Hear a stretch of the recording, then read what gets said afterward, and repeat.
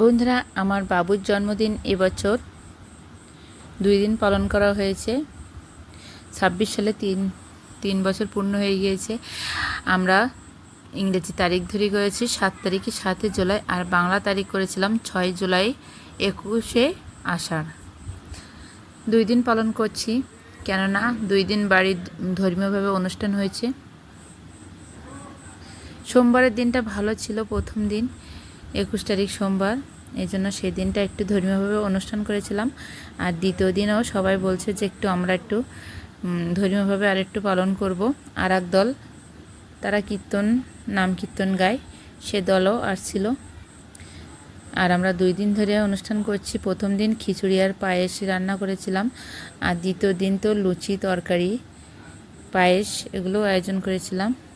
আজকে প্রথম দিনের ভিডিও। 2 দিনই কিন্তু আমরা কেক কেটেছি।